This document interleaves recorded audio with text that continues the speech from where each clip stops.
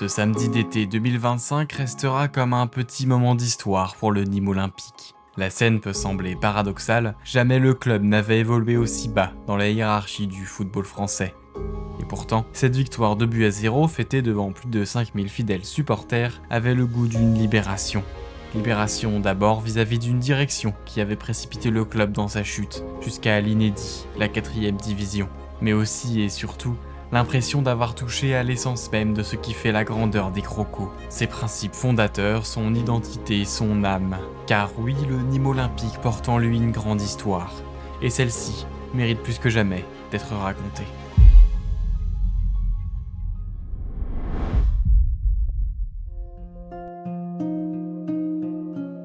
Le football à Nîmes débute au début du XXe siècle. Henri Monnier, un étudiant de la région, revient de Liverpool où il y a découvert un nouveau sport, le football. De retour dans le Gard, il crée le Football Club nîmois. Mais soif de grandeur, il fusionne son entité avec la section de football de la jeunesse sportive du Gard, présidée par un certain Célestin Torré. Le Sporting Club nîmois voit le jour et s'impose très rapidement comme un club incontournable de la région. Il détrône assez rapidement le club phare, l'Olympique de Sète, pour devenir champion du Languedoc, la plus haute échelle de compétition en France. Fort de ses performances remarquées au niveau régional, le Sporting Club nîmois est alors naturellement au rendez-vous du premier championnat professionnel qui voit le jour en 1932. Malheureusement pour le club, les résultats ne sont pas excellents et surtout sa gestion va vite voir le club aller à sa perte. Les dirigeants ont la folie des grandeurs et creusent une importante dette en achetant des grands joueurs étrangers comme Joseph Silny, international tchécoslovaque, ou encore le duo d'attaquants écossais formé par Alexander Chain et Andrew Wilson. Relégué en D2 après seulement 3 saisons au plus haut niveau, le club va alors perdre son statut professionnel en 1935, puis cesser définitivement ses activités et disparaître en 1937. 36 ans de football à Nîmes qui disparaissent, mais pas pour longtemps. Consécutivement à cette faillite, une nouvelle entité voit le jour à Nîmes. Certains anciens membres du Sporting ont l'idée de reconstruire un nouveau club sur les ruines du précédent. Le 12 avril 1937 est alors fondé le Nîmes Olympique. Le club récupère certains anciens joueurs du Sporting mais également sa dette. En contrepartie, le club récupère la propriété du stade Jean Bouin. En août, il accède directement à la D2. Débute alors l'histoire du Nîmes Olympique qui dispute sa première rencontre officielle en championnat face à l'AS Saint-Étienne. Les débuts sont timides puis le club s'acclimate à la D2 avant que la Seconde Guerre mondiale éclate et vienne mettre un coup d'arrêt au football.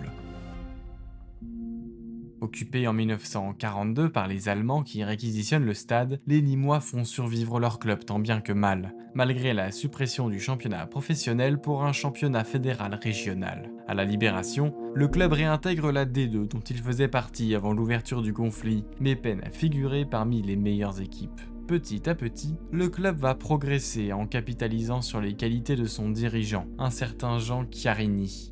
Président du club depuis sa création en 1937, ce chirurgien dentiste de formation était un homme de caractère et un homme d'affaires avisé lorsqu'il s'agissait de recrutement. C'est en ce sens que le club effectue à la fin des années 40 un recrutement intelligent pour se renforcer, sans commettre les erreurs du passé du défunt Sporting. Le Nîmes Olympique devient alors un prétendant crédible à la montée en D1, une 5e place lors de la saison 48-49, puis enfin la récompense et le titre de champion de D2, porté notamment par ses nouvelles recrues, dont l'international néerlandais Theo Timmermans et l'ancien strasbourgeois Edmond Hahn.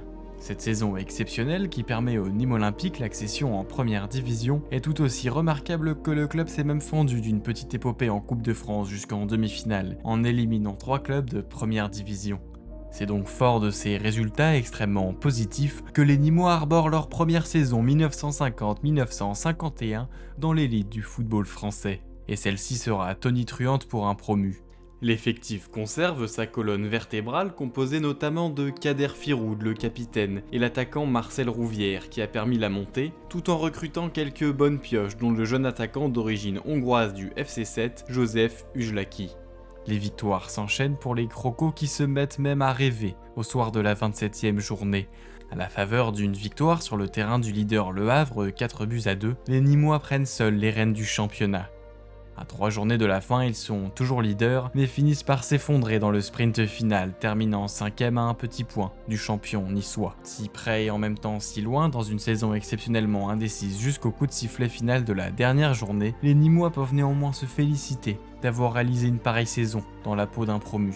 Les Crocos vont par la suite s'installer durablement en première division, naviguant entre les places honorables et le ventre mou, sans jamais craindre une descente dans les échelons inférieurs. Et cette longévité qui force l'admiration, les Nîmois le doivent en partie à leur stade Jean-Bouin, dans lequel ils excellent et où il est très compliqué de gagner. Porté par la ferveur d'un stade toujours plein à ras-bord qui gronde les jours de match, c'est un véritable atout pour les Crocos. Entre février 1952 et avril 1953, aucune équipe n'y est parvenue à s'imposer. Enfin, les Nîmois s'appuient également sur un autre levier, un recrutement d'excellence.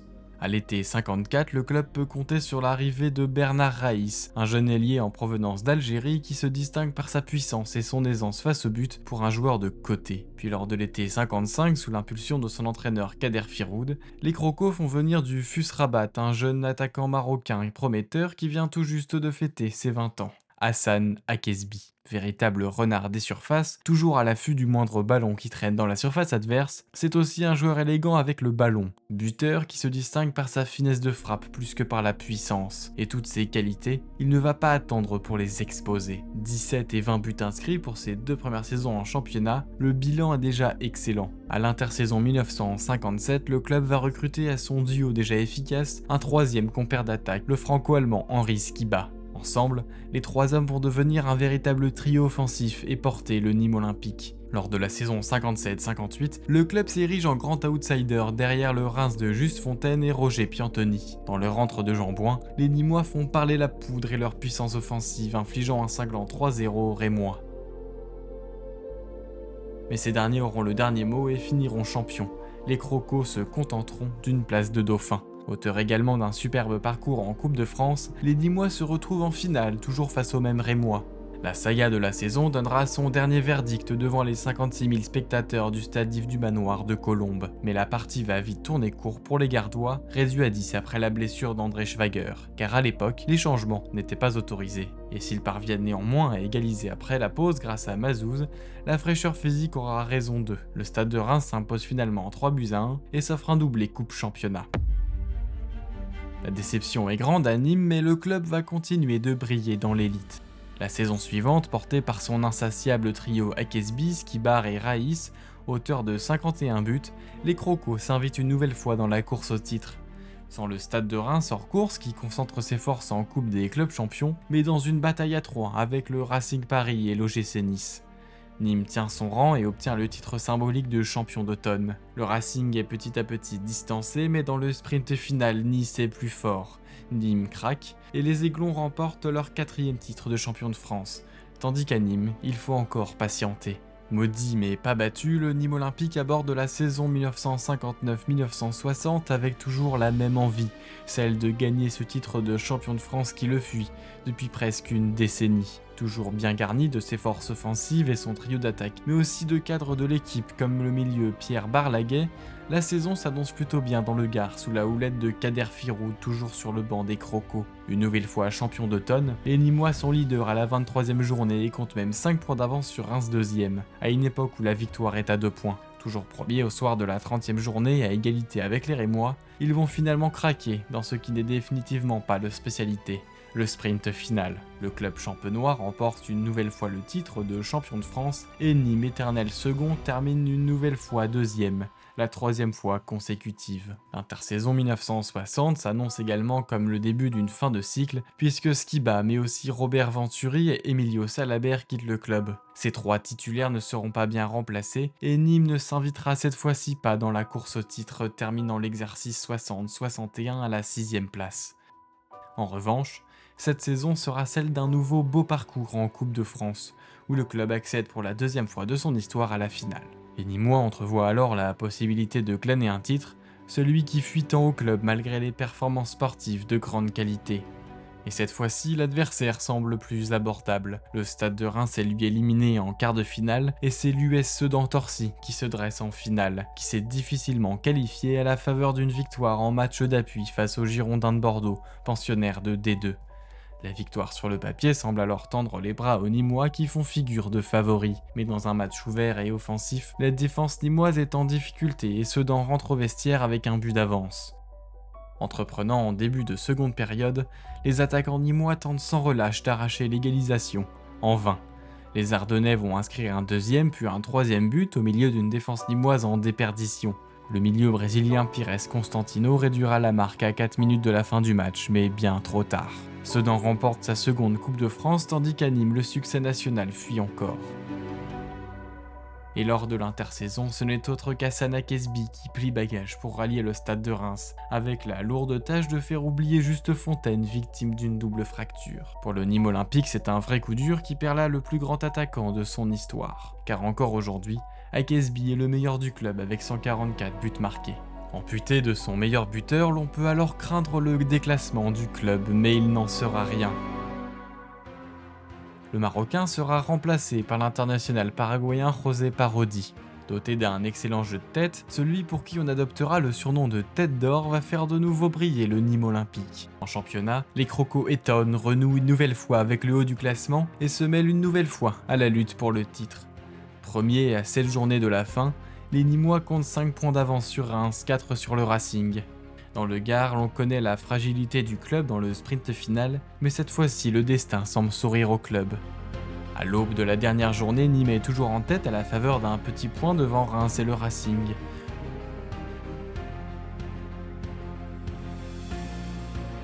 Le club a alors son destin entre les mains et une victoire suffit sur la pelouse du Stade Français 13e au championnat. L'occasion semble presque trop belle pour le club qui a vu tant de fois le succès lui échapper d'un rien. Mais une fois n'est pas coutume, le Nîmes Olympique va fuir son destin. Défait 1-0 sur la pelouse du Stade Français, ironie du sort d'un but marqué par son ancien goléador Henri Skiba. Dans le même temps, le Stade de Reims triomphe 5-1 face à Strasbourg, Hassan Akesbi y allant de son doublé, tout comme le Racing vainqueur 2-1 à Monaco. Nîmes termine finalement 3e, laissant le Stade de Reims triompher face au Racing à la faveur d'un petit but au goal average. Nîmes s'effondre à nouveau, trahi par ses anciennes gloires. Cette nouvelle désillusion va cette fois-ci laisser des traces au sein du club qui va lâcher la course au titre les années suivantes.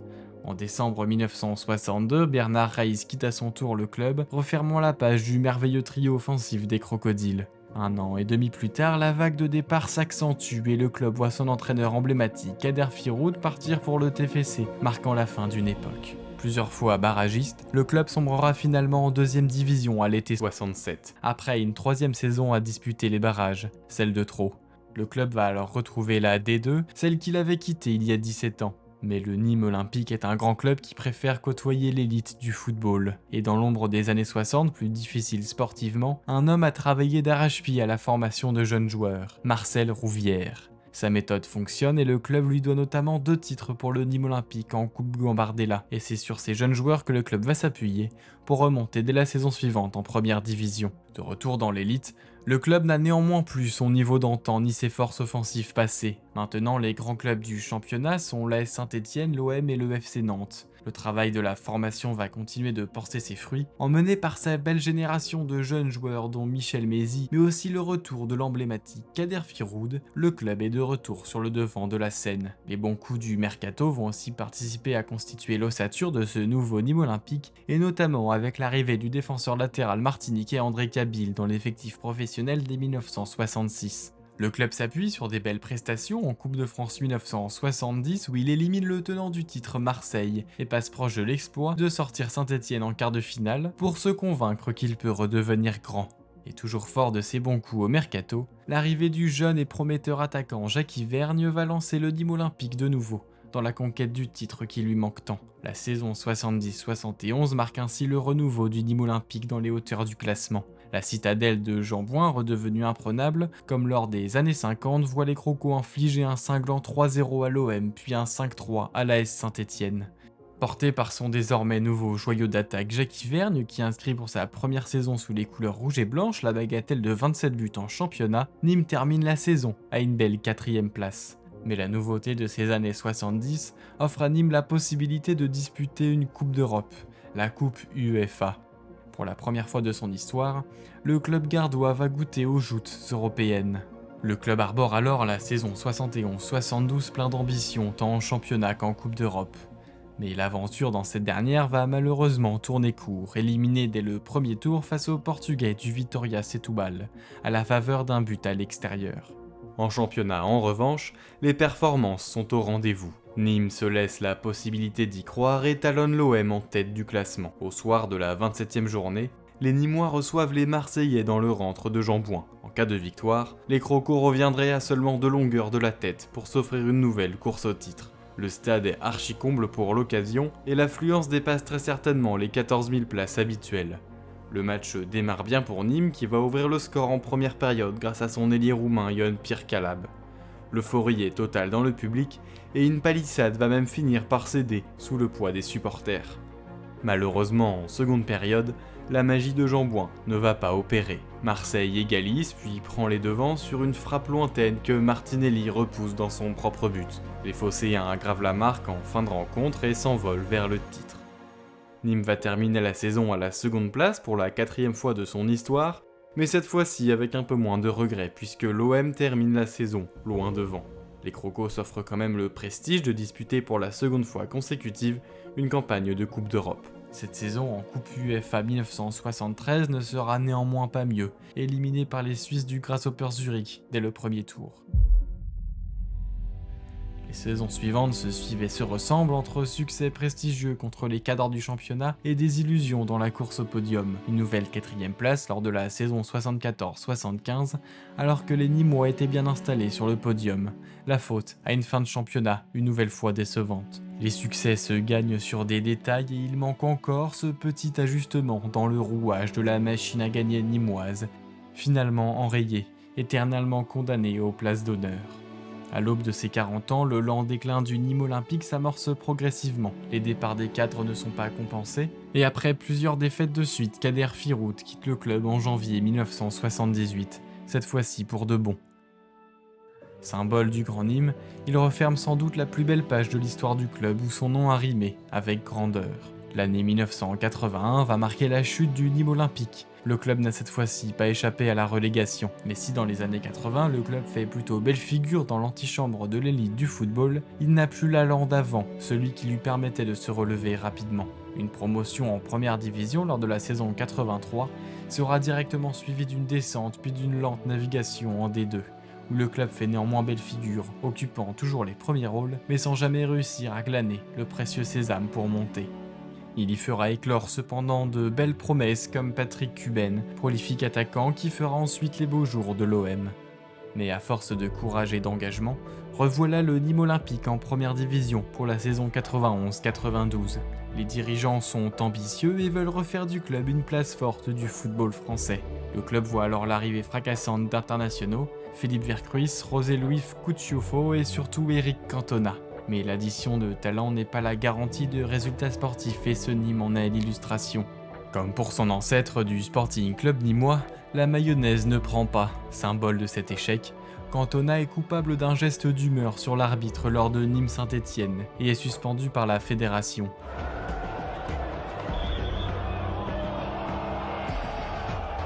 Quatre matchs qui passeront à 2 mois après qu'il ait traité les instances d'idiots. Cantona aura joué là son dernier match avec Nîmes avant de s'envoler pour l'Angleterre.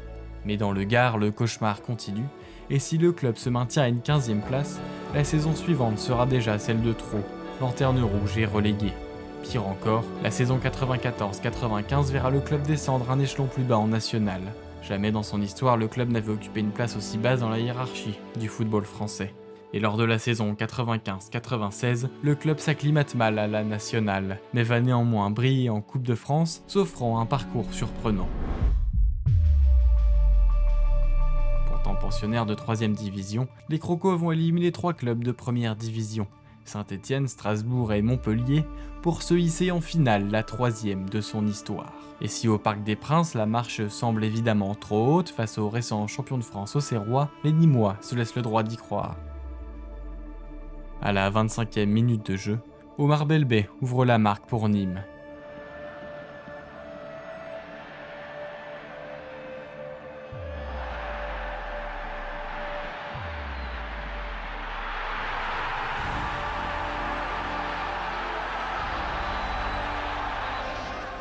Après la pause, Laurent Blanc remet les deux équipes à égalité avant que le match tarde à rendre son verdict. Et la tête de Ramdan. Et il y a but. Égalisation de Laurent Blanc qui était monté sur ce corner. Le gardien Philippe Sens retarde longtemps les assauts sérois, mais ne peut empêcher le but tardif de Lilian Lasland à la 88e minute de jeu. Nîmes va finalement s'incliner 2-1, sa troisième défaite en finale de Coupe de France en autant de rencontres, mais peut-être là la plus heureuse. Auxerre étant déjà qualifié pour la Ligue des Champions grâce au championnat, c'est à Nîmes qui a attribué la place en Coupe d'Europe des vainqueurs de coupe. Les Crocos marquent l'histoire et deviennent alors la première équipe française à évoluer en 3e division à disputer une Coupe d'Europe. En 16e de finale, les Nîmois affrontent le Budapest Honvéd, immense club hongrois des années 50 qui a formé l'ossature de la plus grande équipe hongroise finaliste de la Coupe du Monde 54, et ses grandes stars Puskás, Kocsis, Bošík. Et dans ce duel d'anciennes historiques, les Crocos vont briller. Le jeune Cyril Jeunechamp, pur produit du centre de formation, ouvre le score avant qu'il soit imité par Préguet et Di Fraia. Di Fraia, Jeunechamp a poursuivi Di Fraia, qui trouve Meillac dans la surface, qui frappe, Jeunechamp, oui, ça y est, ça y est, ça y est, Cyril Jeunechamp qui ouvre la marque. Les 3-1, quel coup de franc de Belfait, quel talent, ça doit baisser le feu là chez Ramdan, ça doit être extraordinaire l'ambiance qu'il y a au Havre, et on a une pensée bien sûr pour tous les joueurs qui ont fait que cette équipe de Nîmes elle est en Coupe d'Europe, elle mène 3-1 contre Kispet Honvéd, 13 fois championne d'équipe de Hongrie, fabuleux. Au match retour, les Nîmois concrétisent leur avance et s'imposent 2-1, s'offrant le droit de rêver de matchs de plus. Mais face aux Suédois de l'AIK Solna, les Nîmois vont être rapidement refroidis, rattrapés par la différence de niveau. Les Crocos s'inclinent 3-1 au Costières mais finissent tout deux fois sur une belle note, s'imposant 1-0 en Suède au match retour. Le Nîmes Olympique sort malgré tout la tête haute de sa dernière campagne européenne. Galvanisés, les Nîmois s'offrent la première place de leur groupe en national et la montée en Ligue 2. Les années 2000 et 2010 qui suivirent furent un yo-yo où le club gravite entre la Ligue 2 et le National sans jamais tomber plus bas jusqu'à ce soir du 12 mai 2018. Devant ces arènes romaines, le club fête un nouveau moment phare de son histoire, celui qui acte ses retrouvailles avec l'élite du football français, quitté 25 ans auparavant. La saison démarre même plutôt bien avec un joli succès pour la première à domicile face à l'Olympique de Marseille, qui lance une saison au cours de laquelle le club termine à une très belle 9e place pour un promu. Mais derrière cette belle éclaircie se cache au tableau nîmois une réalité bien plus complexe qui va finir par éclater. Les ingérences de la direction vont finir par assombrir les horizons du club et l'entraîner à l'été 2025 au 4e échelon du football français, stade qu'il n'avait jamais atteint depuis sa création en 1937. Une descente tristement historique mais qui paradoxalement va renouer le club à son public et à son identité. La mise en place d'une nouvelle équipe dirigeante guidée par l'ambition de redonner au club ses valeurs et sa fierté autour d'un projet humain centré sur le terrain. Si la postérité se souvient des champions, ceux dont le nom est gravé dans le métal des trophées qu'ils ont soulevés, c'est bien mépriser l'histoire de notre football. Car derrière les vainqueurs se cachent parfois des finalistes, des perdants magnifiques que les supporters et les suiveurs avisés considéraient comme plus méritants. Et à ce titre, le Nîmes Olympique est sans doute l'un des exemples les plus marquants. Par son exceptionnelle longévité en première division dans une époque où les montées et descentes étaient monnaie courante, mais surtout grâce à cette incroyable période entre les années 50 et 70 où les Crocos ont rivalisé avec les plus grands, flirtant avec la gloire sans jamais totalement l'atteindre. Le Nîmes Olympique n'a pas gravé son nom sur les trophées, mais il l'a inscrit dans les mémoires et les cœurs. Parce qu'un club n'est pas seulement défini par ses titres, mais aussi par son identité, sa ferveur et par les émotions qu'il fait naître. Et celles que Nîmes a offertes, elles, traverseront encore longtemps les générations. En tout cas, s'il y a bien un club qui mérite un jour de remporter un titre, c'est bien le Nîmes Olympique.